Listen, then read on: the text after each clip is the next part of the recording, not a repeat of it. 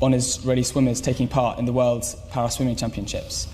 Do you think it's legitimate to penalise individual Israeli citizens who may also be critical of the regime in this way?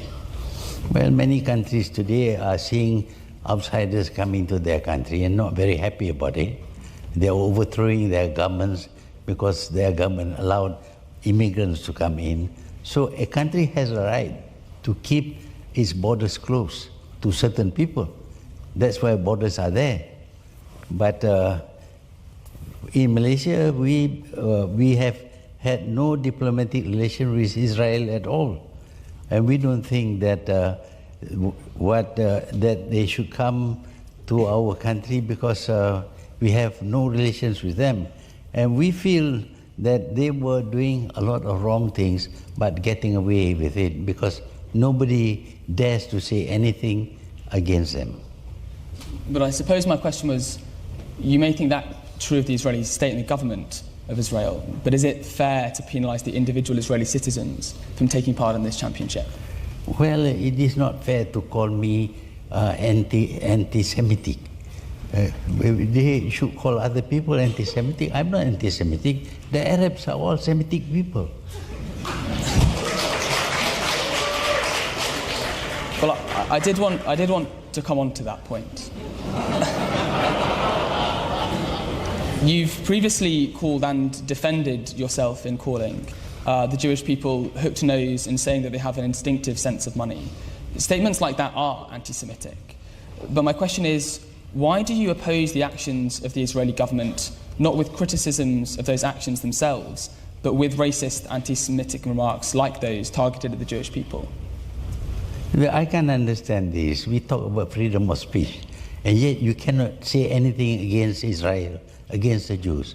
Why is that so? If we are free to say what we like, we can say that we are something that will be regarded as anti-Semitic by the Jews. That is their right to hold such opinion of me. It is my right to tell them also that they have been doing a lot of wrong things. But that in fact wasn't the point of the question. The point of the question was, these are remarks targeted at individual Jews, not the Israeli government. So why don't you oppose the Israeli government's actions directly instead of attacking with these remarks the Jewish people themselves? Well, it seems that most of them support the stand taken by Netanyahu against the Arabs. So when I say only the Zionists, people do not understand. What they do understand is the word Yahudi or Jews. That is what they understand. If I take action against this team, cricket team, it's not wrong because, for example, Europe wants to declare palm oil as poisonous. Why do you hurt the poor palm farmer in Malaysia? Because you dislike the government. I think the essence of the question was different, and I'll return to it again. It was that you can criticise the actions of the Israeli government without criticising, in this kind of anti-Semitic way, the Jewish people themselves. And do you regret targeting the Jewish people themselves, not the Israeli government, in these cases? Well, we can't do very much about the Israeli government. They are very powerful. So we don't say anything about the Israeli government, but we don't have to show friendship towards them. If they want to come to our country, we have borders which we got to allow only people whom we like to come to Malaysia. But the people who have done a lot of wrong things, if we consider them as unfit to visit Malaysia, that is our right.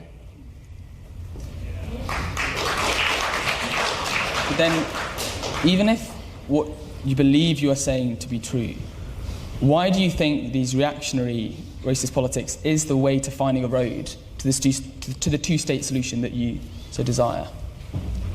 How's that? So your policy is in support of the two-state solution, but why do you think these kind of remarks help achieve that goal instead of finding some kind of constructive way of building that solution? I don't know about constructive way.